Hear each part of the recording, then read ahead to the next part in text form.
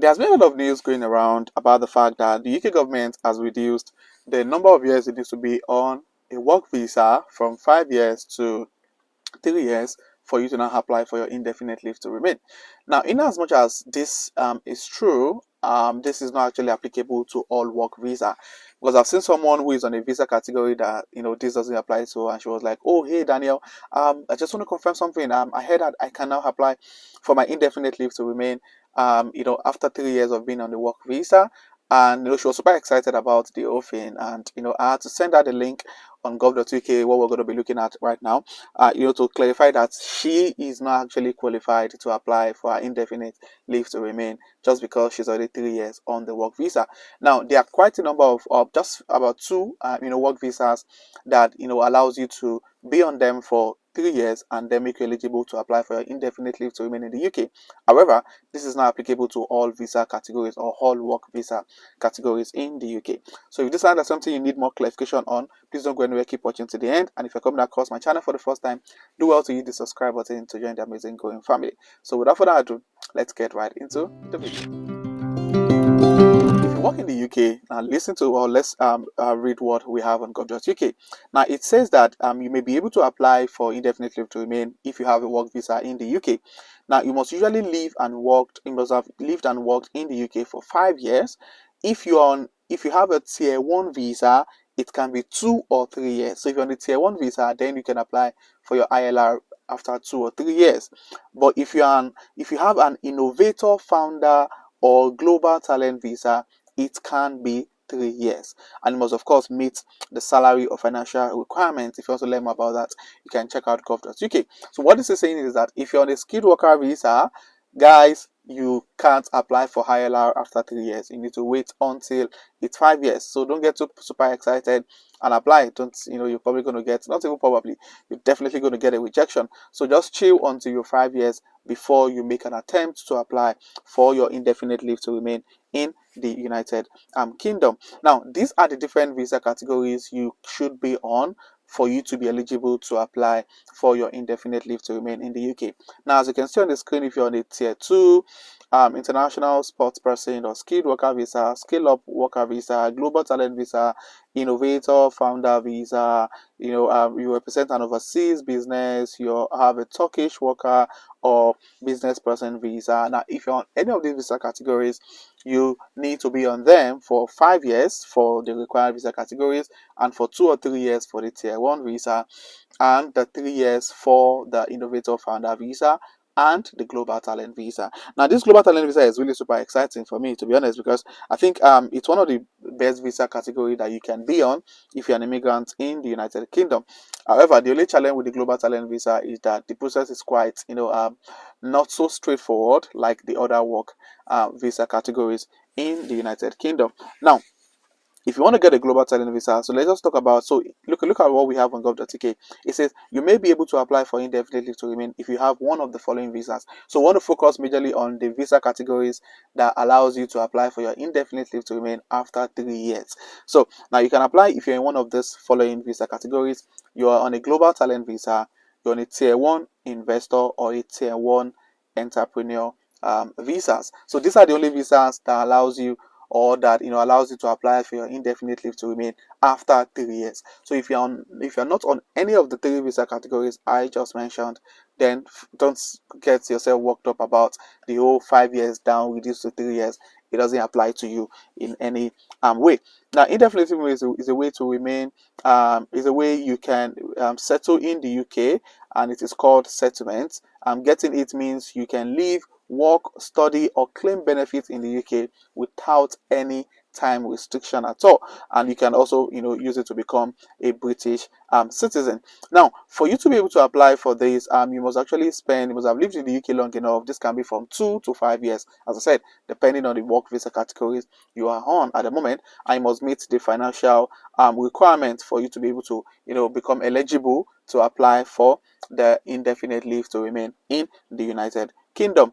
Now, time on other visas. Now, if you have a global talent visa, you can include any time you've spent on the following visas to meet the requirements. So if you're in a global talent visa, you can have, you can include the time you spent on the tier 1 visa or skilled worker visa, scale up worker visa, tier 2 visa, innovator visa, founder visa, representative of an overseas business. And this is what I tell people: if you're on a skilled worker visa at the moment, and while you're in your job, you've done some fantastic job, you've become like an authority, in your field, and you want to be able to get that flexibility to, do a lot of things without necessarily, being tied to your current employer. I think it's really a good approach to try the global talent visa. I'm going to be explaining how to do that towards the end of this video.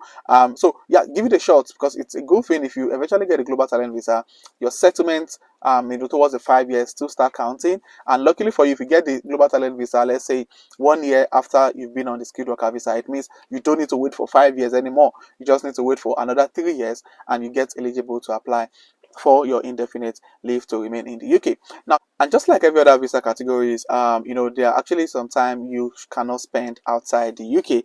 Now, if you're on the global talent visa looking at, or if you're on any worker visa, you are not expected to spend more than 180 days outside the UK in any 12 months. So don't say, oh, because it's 180 days per year, okay, I'm going to spend 240 days outside the UK this year, then I will spend less than next year. It doesn't work that way. It should not be more than 180 days in a 12 calendar month. So it's something you need to pay attention to, because if you fail on this, your visa is going to be denied. So some of the fees you're going to incur if you're applying for your indefinite leave to remain after you've been on the work visa for a while is you're going to be required to pay 2,885 for each person applying. So if you've got a family of 5, honestly, it's really becoming so expensive to live in the UK, to be honest. Despite the fact that you're going to pay loads of money to get the work visa, you still need to pay 2,885 to apply for the indefinite leave to remain. So if you've got a family of 5, that's about 12 grand. Anyway, yeah, that's the financial implication, or the financial cost you're going to incur to get this visa. Now, you will usually get a decision within 6 months. For people that have actually had a contact with who recently got their ILR, most of them actually got it far more earlier than 6 months. But however, that's really the standard duration you need to wait to get the visa. Now, talking about the global talent visa. Now, what is this global talent visa really all about? Now, for the global talent visa, you can apply for this visa to work in the UK if you're a leader or potential leader in one of the following fields: academia or research, art and culture, digital technology, and you must be at least 18 years old for you to be able to apply for this visa.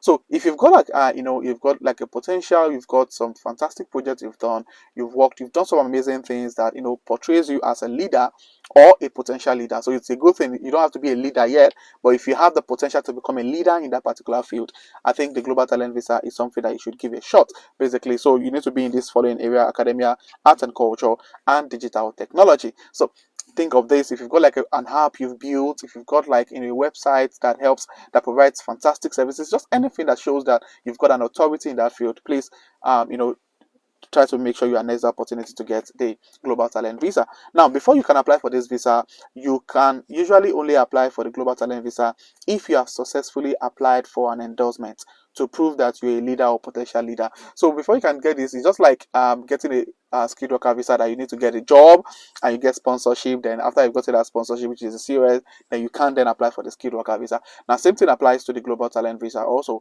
Now, for you to get a global talent visa, you need to be able to prove that you're an authority, and get an endorsement. Now, there's a link to that on gov.uk. I'm also going to put it in the description of this video.